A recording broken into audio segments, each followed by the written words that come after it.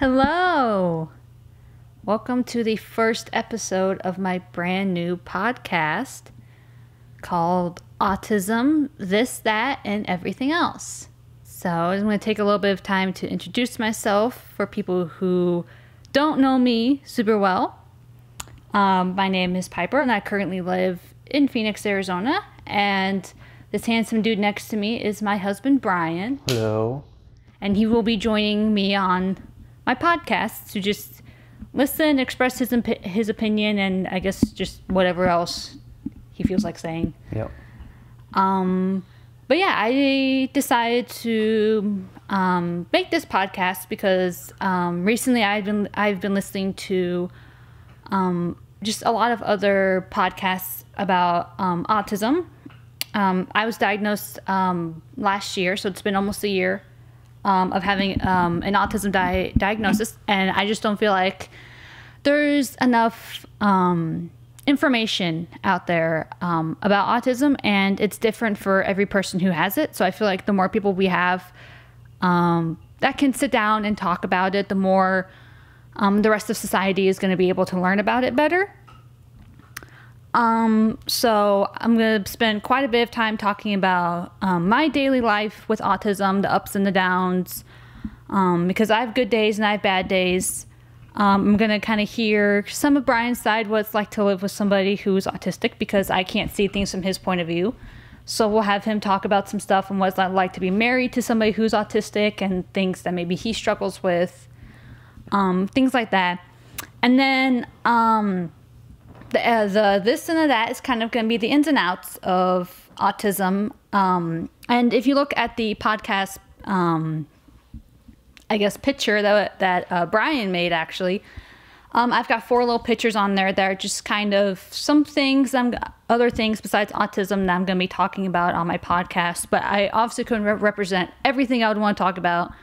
So we just put them into 4 little pictures. So if you see the brain on there with the puzzle pieces, obviously that one's the one that's going to be talking about autism.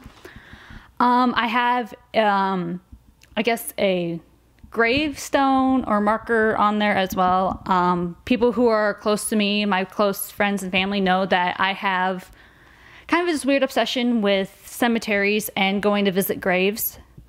So we might spend a couple episodes talking about famous graves because we've been to LA a few times to visit some famous people, and we can kind of just talk about cemeteries or things like that, or celebrities and just kind of stuff like that, because that's a weird interest that I have and that I like. So that might be a couple episodes we talk about that. I also have part of a little scripture as part of the picture that says, "Be still and know that I am God."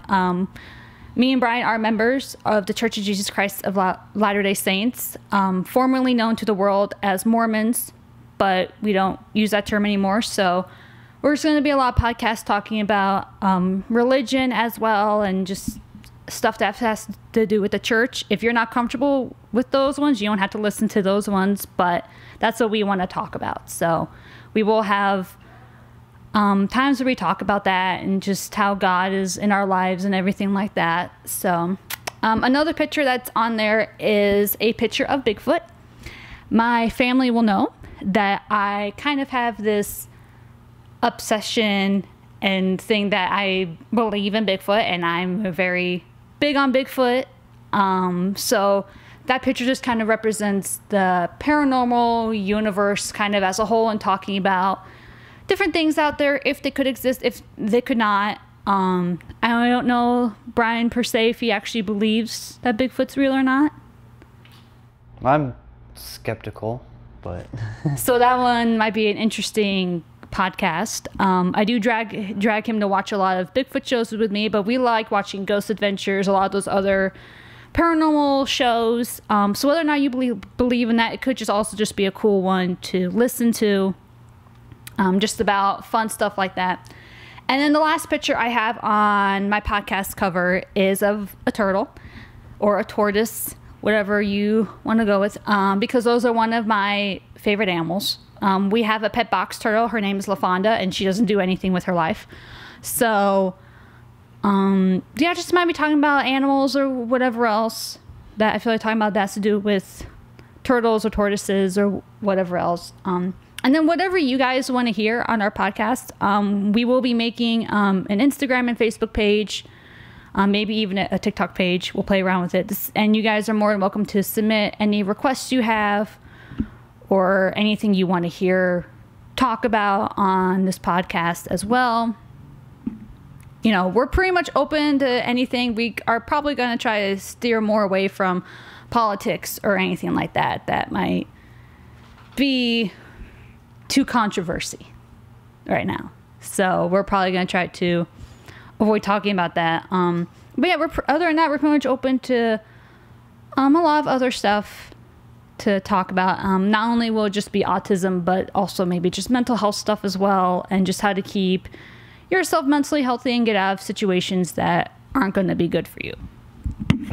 So I guess I can continue kind of more with more of an introduction, I guess, about me and Brian some more. We've been married, it'll be 3 years this August.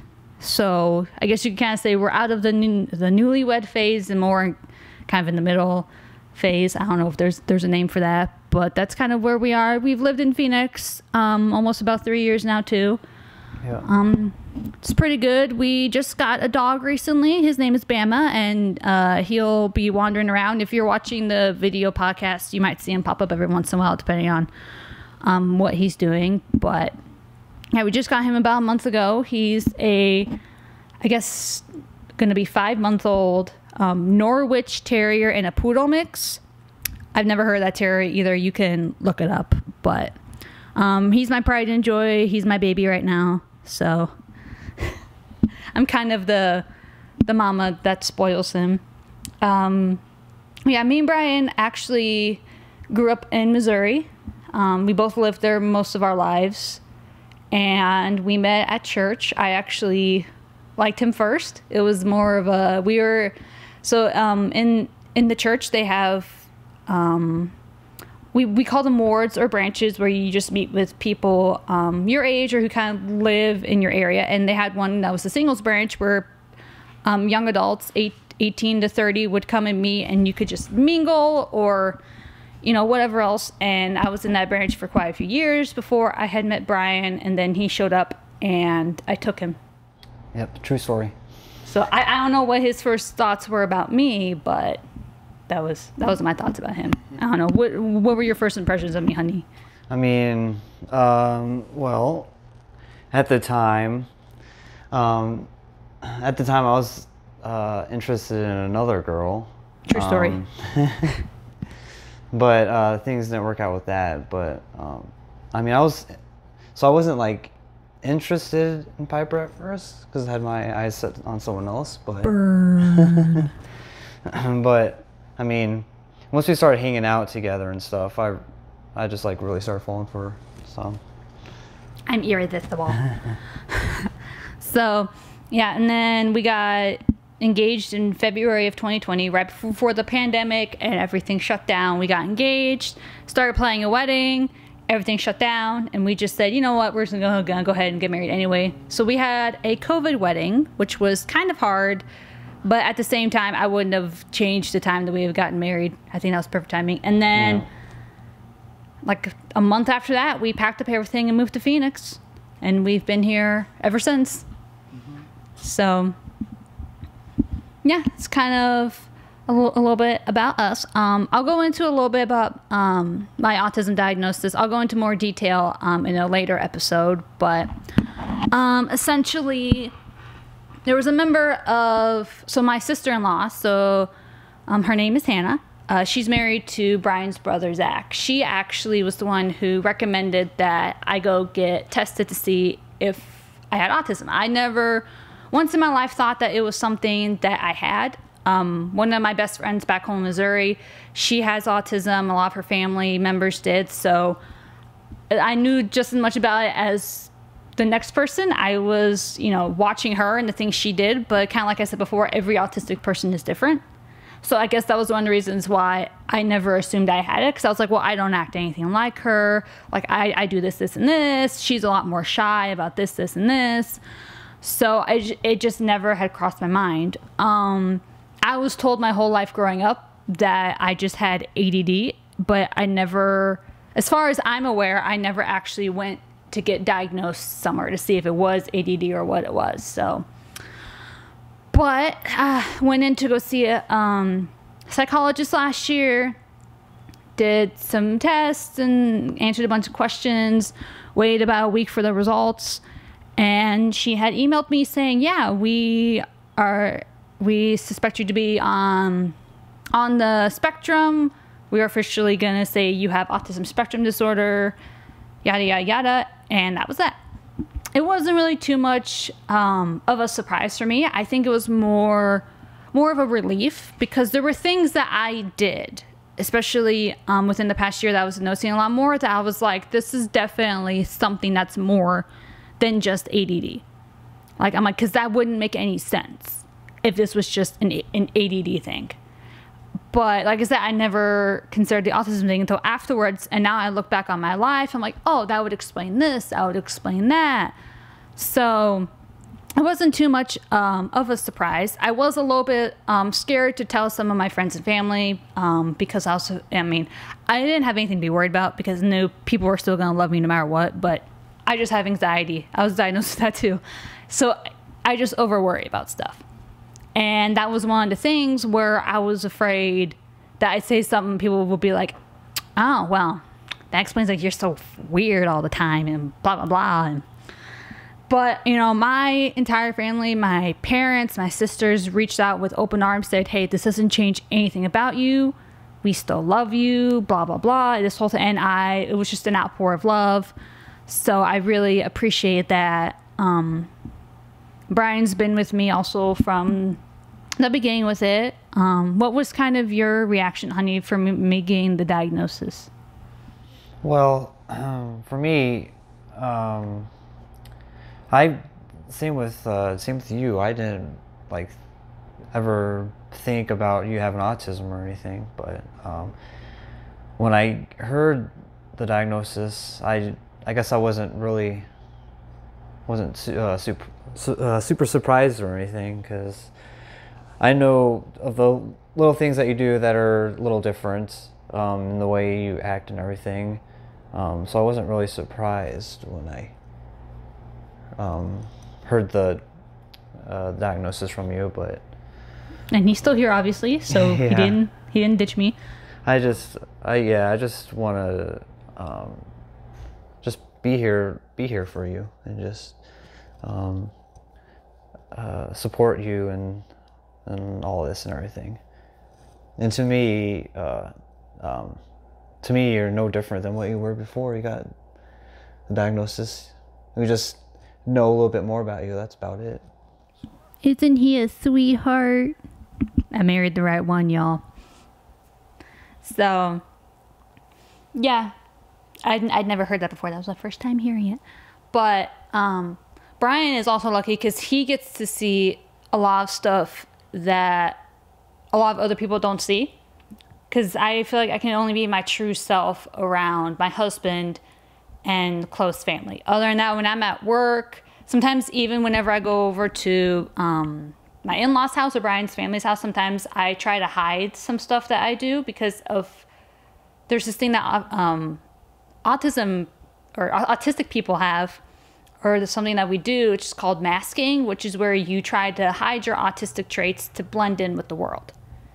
And I try to do that quite a bit. Sometimes, like when I'm at work, some stuff will like slip out or whatever else, but all of my managers at work know that I have autism. I told them right after I got diagnosed, and they've been awesome in supporting that and understanding that. But Brian gets to see me just come home and just be probably the weirdest person he's ever seen in his entire life. I don't want to say that, but but I think you've probably noticed too that I can act differently in different situations. Yeah. So he doesn't see me at work because we don't work at the same place. So he doesn't see that there. And I only have a few of my super close coworker friends at work that know. I haven't told everybody because I don't feel like everybody at my job needs to know. But everybody who is in my life knows about it. And I don't know, it was also kind of a challenge, I feel like, telling some people, because, you know, everybody's going to have their own idea of what autism is, but that doesn't always mean that they're correct. And I'll even admit that I was like that at one point too, where I thought I knew what autism was, and now that I was diagnosed with it and I've been doing more research, it's like, oh, it's actually a wide variety of stuff, you know? So I feel like, you know, I've had some people say that, you know, you don't look autistic, you don't sound autistic, you know, you can talk, you know, you're not nonverbal. And it's like, for me, for those people, I'm like, go out, do your research, look up on the internet, all this stuff, because just because you've seen the norm of an autistic person who is nonverbal or isn't very verbal and they can talk or they can't talk, doesn't mean everybody is like that. So I think that's important, that we need to, as a society, get away from the idea that somebody has to look a certain way to have something. You know, like there's tons of people, even celebrities, people out there who have certain diseases or, you know, whatever else, or illnesses, and they don't look like they have it. Doesn't mean that they don't have it, you know? So I feel like people need to understand that. And another thing, you guys, if you have more questions about autism or what being autistic is like for me, you can obviously put those questions down on our Facebook or Instagram page. You know, or if you're members or if you're our friends or our family and you have any questions, you can always just text me or Brian or anything, and we can answer that for you on the podcast, just so that everybody can kind of know about it. I kind of went on a ramble there. That's another thing. I ramble a lot. So if I get off topic a lot and go on a tangent, I apologize, but I ramble when I get onto stuff. But yeah, that's a vast majority of it. When we're filming this, we're actually filming this on April 31st, which is the last day actually of the autism. April 30th. Sorry, I don't know my months or my days. Is the last day of the autism awareness month. But just because the month is ending shouldn't mean that we shouldn't, you know, keep learning and keep studying and keep accepting people with autism. You know, we should be doing that all the time and not just, you know, 1 month out of the year. Yeah. Honey, give us just a little tidbit of what it's like to live with an autistic person, or to be married to an autistic person. Just a little bit, and we'll save the rest for another episode, but just kind of. Let me think. Like, is it challenging? Do you find it interesting? Do you get like upset with some stuff I do, or just are you just like, she's doing her own thing, whatever else? I mean, some things I just find a little interesting. Like when we first met, you would say how you would organize all your clothes by colors. I don't do that anymore. We moved here and I didn't do that. But yes, when we met, I had all of my t-shirts organized by color, and I went down the line. So I was like, oh, I wore a blue shirt today. Tomorrow's gonna be a green shirt, then a pink shirt. Like I did that. Yeah. And not knowing at that time that it was autism. I just figured it was like an OCD. This is how I did it. But now I look back, I'm like, that is an autism trait, is doing that. So he was probably like, that's weird. Just put a shirt on. Doesn't matter. I mean, you still now go in order, like go in order and you're on the rack of shirts, like, because you don't want one to be not worn at all. You think they're just getting left behind. And then he bugs me about it when I skip one or go out of order because I don't feel like wearing it. He's like, well, now they're not going to be in order. And I'm like, can you not remind me of that, please? Because now it's going to bug me. Because every once in a while I'll be like, well, I'm like, this isn't going to match what I'm wearing, or I'm going out to this place, so I don't want to wear this. And he's like, but then you just skipped one. He does that now, I think, to just get on my side or whatever. But he did that today when we were getting ready for church. He's like, well, you didn't wear that dress, so now it's not good. I'm like, can you not remind me? Like, yeah, church, you wear a dress one week and then a skirt and then a dress and then a skirt. You have to switch off, and it's different. You just go in order. I mean, it's not super weird, but I mean, I don't do that, but and I feel like it's with you. It's not that weird because I like every autistic person is different, like you said. Mm-hmm. But I mean, I feel like you're kind of just like on the minor, not like I don't know, the minor part of the autistic spectrum, I guess. Yeah, when I got tested, I think she's on her numbering scale that my psychiatrist had, of like 1 being like very, very like low symptoms to 5 being like needs somebody there all the time 24/7 to help her. I think I was like a 2 or a 3 where it's like I can function and be an adult, you know, by myself, but then I have my moments where it's like I'm getting overstimulated, I need to go away for a minute. And that when I get overstimulated, it just happens. Like, I don't know in advance. It's just like in the moment, and I'm like, I need to, like, sometimes like if I get overstimulated at work, I'll just go to the bathroom and just, I mean, so I'll have to go too, but I'll sit in there a little bit longer, just take a moment to breathe. And what's nice is that since my managers know, if I'm like literally having a problem, I could be like, hey, I'm getting overstimulated because of my autism. Can I go take a 15 and go sit down? And he says he has no problem with it. So it's nice that I have managers that are really understanding of that, because I work in retail. So if you work in retail or customer service, you know the amount of stupidity that is in that world. I work at a secondhand store. I see stupidity every day. So Mondays, I'm actually stuck working on the sales floor, and the store I work for, it's called Savers. It's a secondhand store. They're also called Value Villages and stuff in the country. Mondays, they have a 50% off the store sale. So everything in the store is half off. Those are the days I have to work on the sales floor.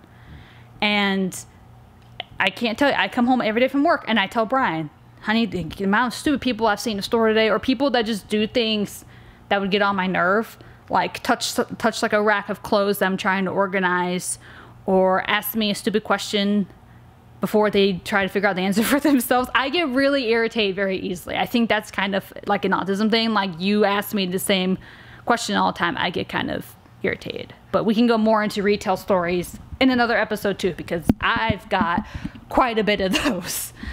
But see, I don't remember where I was going with this. I think you're just talking about how you just get overstimulated at yes, overstimulated. retail stores. So yeah, but for the most part, oh, and there is one thing. I don't like ordering food at restaurants.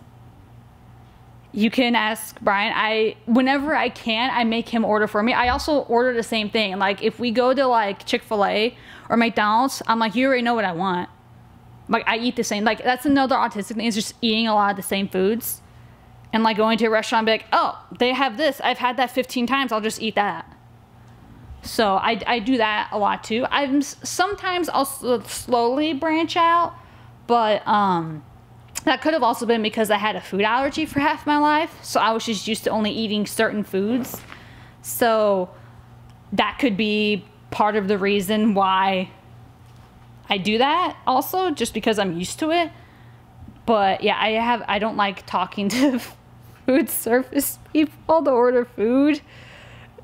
Because it's like, we'll go somewhere and Brian's like, just tell them what you want. You already know what you want. I'm like, yeah, but I'm always talking to people, and I don't like talking to people I don't know.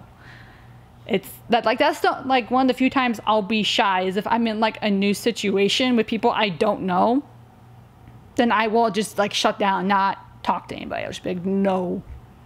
But like, once you get to know me, I'm just like, I won't shut up. So I don't know, how do you feel when I always try and make you order my food? I mean, yeah, like, I usually just say, you can do it yourself. But sometimes I will. Sometimes if like I have to go to the bathroom really bad, I'll be like, you already know what I want, just order it and I'm gonna go to the bathroom. But yeah.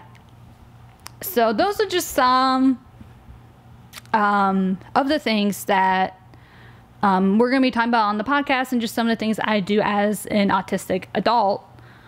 So I think that's going to pretty much be it for this episode. Don't want to make it too terribly long for the first one, but yeah, go ahead and look us up on our Instagram and Facebook page. Just type in autism, this, that, and everything else, and hopefully it will pop up. And you can follow those pages for updates. We're going to try to probably do an episode about once a week.